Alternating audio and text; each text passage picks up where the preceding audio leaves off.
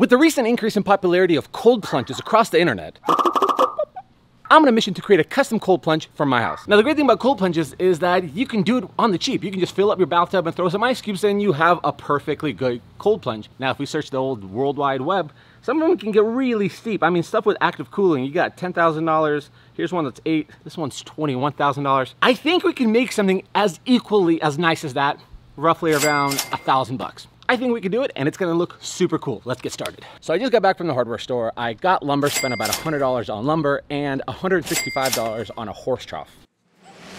I never thought I'd see the day that I'm building something using a horse trough, fancy trough. And because this is gonna live outside and have a lot of splashing, overflowing, we got our pressure treated 2x4s. That's a no-brainer. The first order of action is to create a frame around this thing so we could actually fill it with insulation.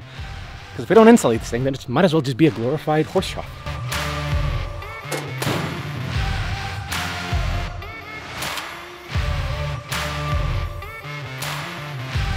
So this is the moment that I have to decide. Do I create this to be a taller platform or do I keep it nice and low and no need to have, steps or anything like that? I think I'll keep it low. That way it's my wife, who's a little bit shorter than me, she can get in and out a lot easier. And yeah, that way I don't have to do steps either.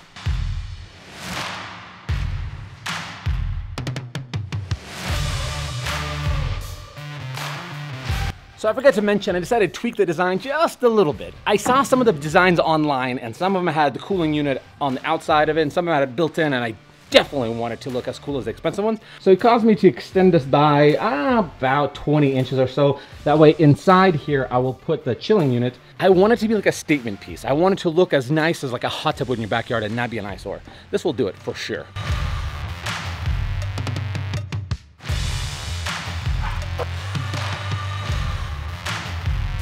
So now that I have all four sides in, I need to create pocket holes on the bottom that will join them to the sides here. So pocket holes, just like people, come in different shapes and sizes. This is one of 2 different styles that I have. Some of them are expensive, some of them are cheap, like this one. You can get, probably under 60 bucks. Whatever it is, just get one. It'll make building so much easier. Look at that, effortless pocket holes.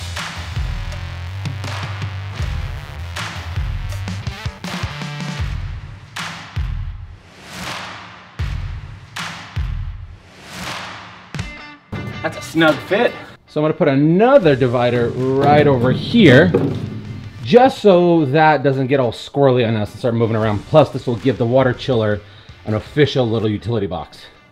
All right. So for insulation, I was gonna go a couple of different methods. The fiberglass, we can't go with that, moisture will destroy it. I was gonna go with foam, the spray foam. It's gonna get very expensive, the amount I need to put in here. So the best alternative is this thick 2-inch styrofoam insulation. It's got reflective silvering on the back. Best part is it's moisture resistant. I'm gonna start cutting it up. I'll have to figure out what's the cleanest way and start shoving it on. Let's see if a reciprocating style will do this. Should work, right?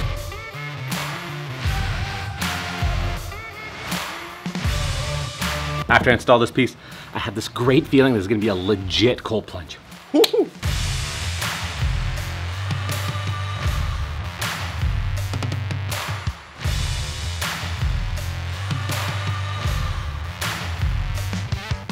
All right, so that was exactly one 4x8 sheet of styrofoam insulation. Best $35 I have ever spent. Everything went perfectly. I even shoved the extra pieces down these little crevices. So good. This thing's gonna be bulletproof. Next thing we need to figure out is the plumbing situation. Hey, real quick guys, thank you Helix Sleep for sponsoring today's video. Okay, sleep is incredibly important to me. The older I get, the less sleep I get, the worse I feel the next day, and I have the hardest time trying to get through these projects. Well, that's where Helix Sleep comes in. They make premium mattresses and bedding that are customized to fit your needs and conveniently are shipped straight to your door. Now, everybody's different and Helix knows that. That's why they created a sleep quiz that matches your unique body type to your sleep preferences and makes the perfect mattress just for you. They have something for everyone's unique taste. And if you sleep with a partner, both of you together could take the quiz and find the perfect compromise. Now, based off my results, Helix matched me with the Midnight mattress. And here's how it's perfectly tailored to my sleeping pattern. I sleep on my side, so it has the pressure relief points, and I don't like my mattresses too soft or too firm, so this is like a perfect in-between for me. Now, I've had my mattress for about 2 months now, and first thing I've noticed is that I don't wake up in the middle of the night as much as I used to. And the best thing about it is when I do get up in the middle of the night to go to the bathroom, get a drink of water, I don't have to wake up my wife because the mattress doesn't move with me.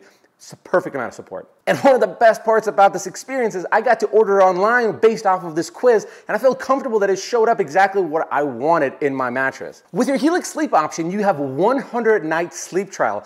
See what you think it for yourself. And on top of it, you have a 10-year warranty, and to make it even easier on you, they have financing options and payment plans to make it convenient to have a great night's sleep. The best part is it delivers straight to your front door. Give it a try. If you don't like it, they'll pick it up from your front door, and it's delivered for free anywhere in the United States. If you're looking for a new bed, check out Helix. Click the link down in the description below or head to helixsleep.com/Mr. Build It to get $200 off your Helix mattress plus two free pillows. Now, let's get back into this video. Let's go.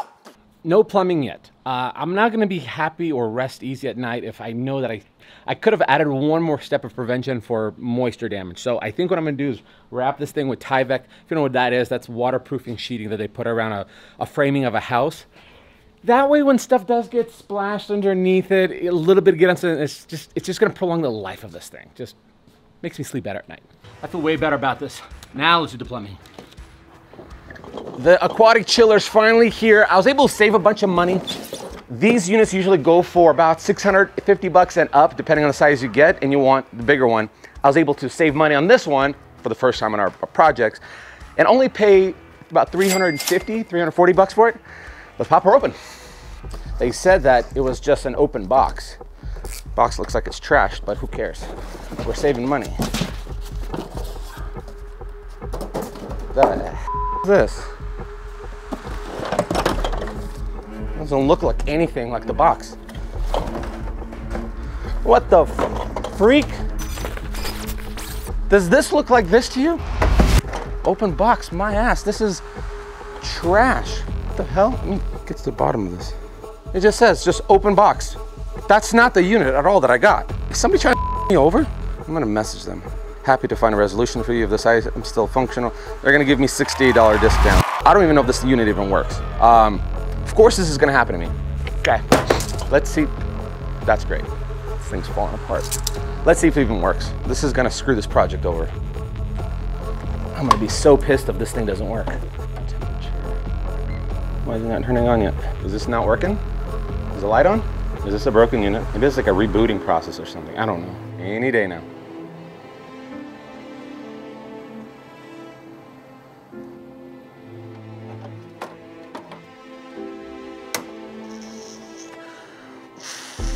So I'm watching this YouTube video of how these chillers actually work. So I had a misunderstanding. They don't suck in the water, so there's no built-in pump in there. It's only like a refrigerated kind of cooling mechanism. So I have to go get a pump, like a water feature pump or an aquarium pump, to have the water sucked into this inlet hose, and then this will get pumped out to the outlet hose. That'll be nice to know before this thing showed up. Okay, hopefully this will work.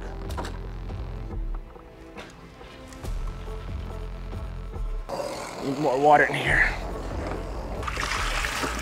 Damn, this pump is wild. Water's coming in. It should have a return here. And there it is. And that'll be cooling it. As much money as they cost, they should have a pump in there, no? Oh yeah, this is already cold. Oh, that's wild. Now that we figured that part out, let's do our plumbing. These are 3/4 inch flip connectors. They allow for you to create maybe a watertight surface and create a hole through the middle. Onto that, we're gonna screw on a 3/4 to a 1/2 inch hose receiver. So I'm gonna drill a hole at the bottom here to pump the water or suck the water into the pump, and then put a hole on top to refill the cold water into this plunge, because warm water is gonna cycle on top, cold water will stay below, and then we can keep the cycle going most efficiently.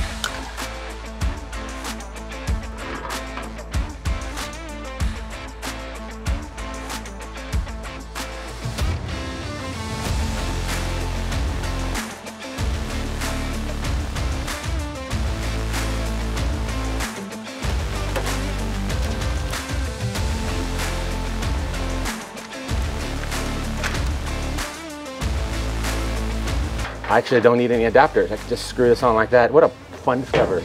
I'm loving the fact that that just incorporated itself like that. It's so sick. I think what I'm gonna do is create a notch over here so that could sit in a little U channel there.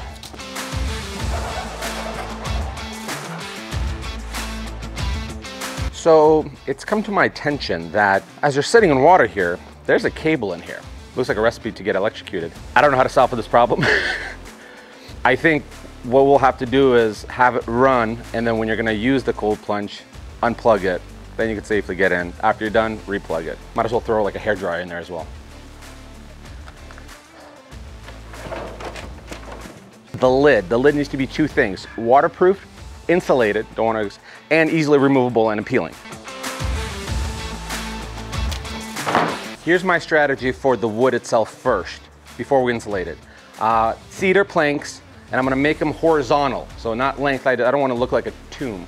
Instead, or a coffin. Instead, what I'm gonna do is go horizontal. I'm going to panel glue them, but I wanna have a little bit more strength than just wood glue, so I'm gonna put pocket holes on the inside of it. The only problem is some of them, the seams, they're not so hot. I'm gonna give it a quick pass on my joiner to make sure I have a nice tight seam.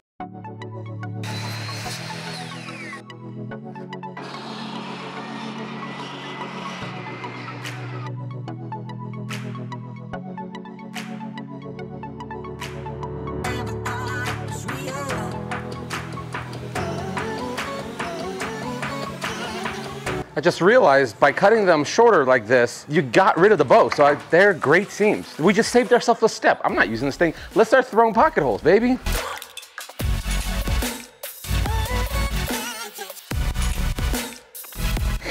Oh, cedar smells so good. Better smell good. I just spent $100 on just 7 boards.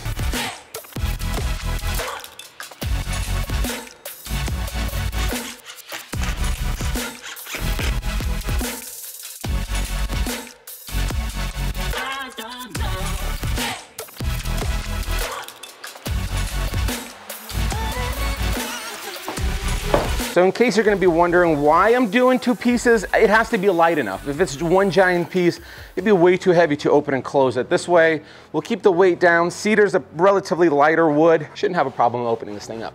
Let's let it dry, and then we'll start figuring out the insulation part. This is my wild idea for insulating the lid. This is 1/2 inch styrofoam insulation. It's got foil on the back, which is kind of nice, but mold resistant, bug resistant, moisture resistant, perfect. Then on top of it, we're gonna have this little plastic waterproofing 4x8 sheet.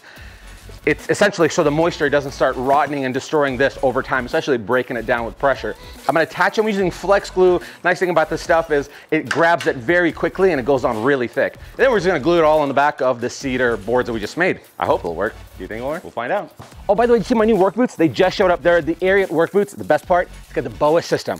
No more tightening shoes for this guy. Link in the description. I got a discount code. You guys get a pair.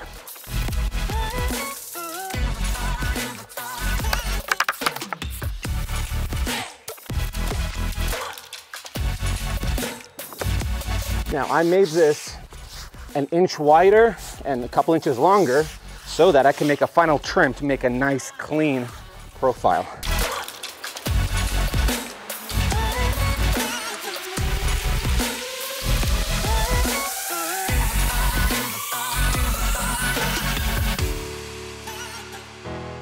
Now we just gotta let it dry overnight, and then we'll do the trimmings and the sides. Good job, guys. Before we start wrapping the sucker with cedar tongue and groove, I wanna clean up this edge, because this is gonna be a finished level. As you can see, it's perfectly plumb. The thing that I wanna do with creating this frame is I wanna create a nice, perfect cut around these radiuses so it actually looks fitted and built in. I'm gonna approach it in a more of a weird kind of fashion. We'll cut it up, make a square. I'll glue and screw a piece in there, and then I'll start cutting out a profile. It'll just make it so much nicer. That's what we're in the business for, nicer.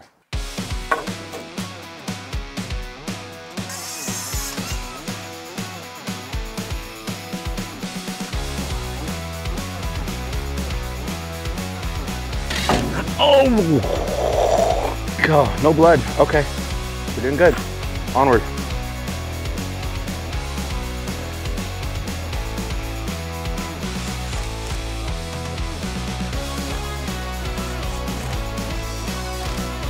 All right, so this is the ugly side. We're gonna flip it over. This will be the pretty side. But in order to set the pretty side, we need to draw out our template for this radius. Oh yeah, it's connected, huh?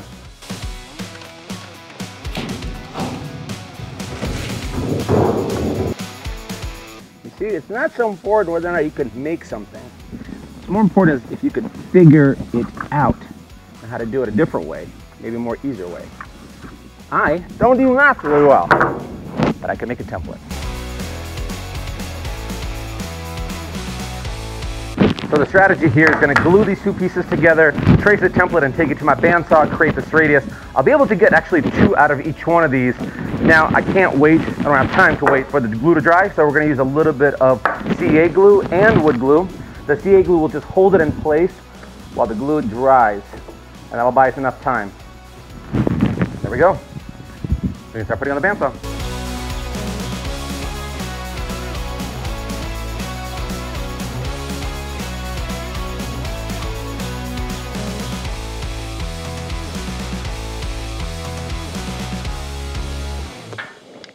I think putting pocket holes on these sides will attach it on a very strong bond.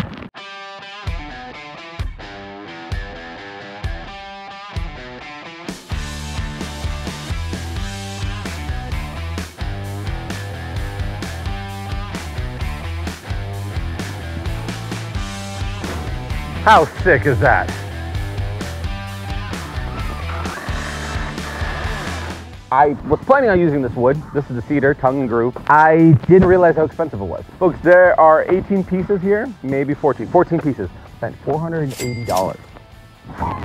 Wild.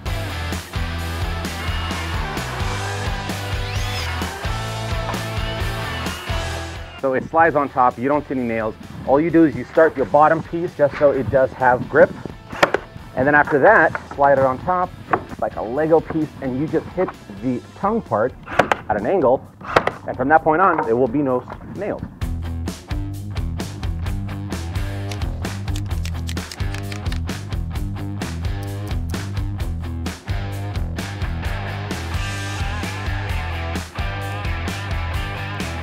Oh crap, here we go again. Well folks, it's not a Mr. Builder project unless things go wrong. This piece was wrong. What I needed to do is create like a silhouette, take one full piece and cut out a chunk out here. If I continue with this, the pattern on the side is not going to match the pattern on this side.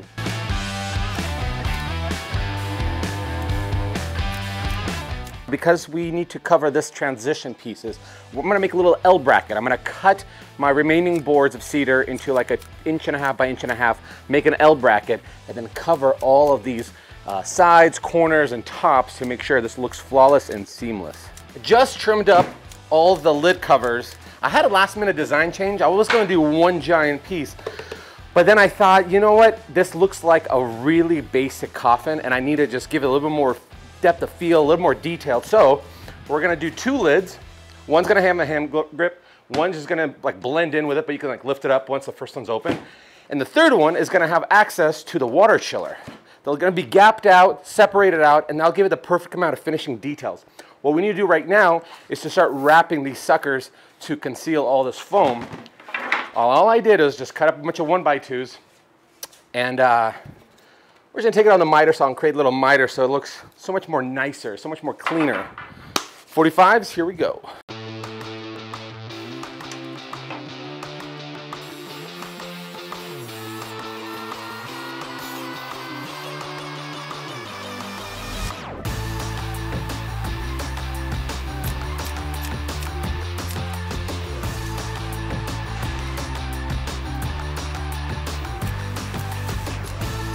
I need to take a hair off of that.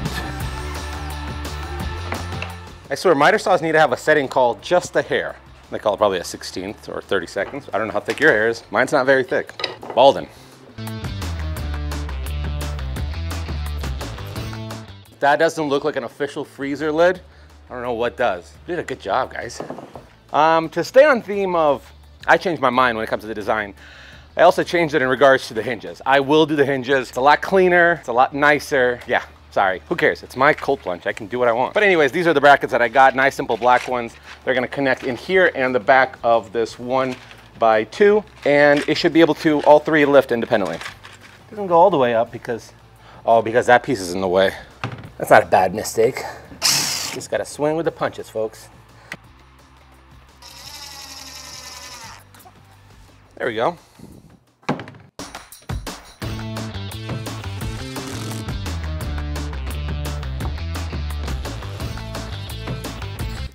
Ta-da, ta-da, ta-da. What we got next on the agenda here is, well, this ventilation box here. This opening is 19 by 19, which is comfortable to take this thing out, but I couldn't find anything big enough that will cover it. So what I'm going to do is create a little frame here that will sit on 4 screws, and then this will cover over it so that one day when this thing does fail, we'll take the 4 screws out and then we'll be able to take this whole water chiller out of there and put in the new one. You know, it'd be helpful if we actually had a hole for the cable to run through. That'd be super helpful.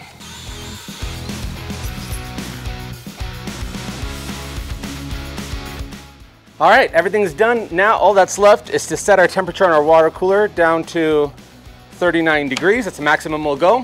Fill it up with water, let it sit overnight to actually get the temperature that we need, and make sure you stick around because you'll see me get into a cold plunge for the first time ever in my life. We'll see if I cry.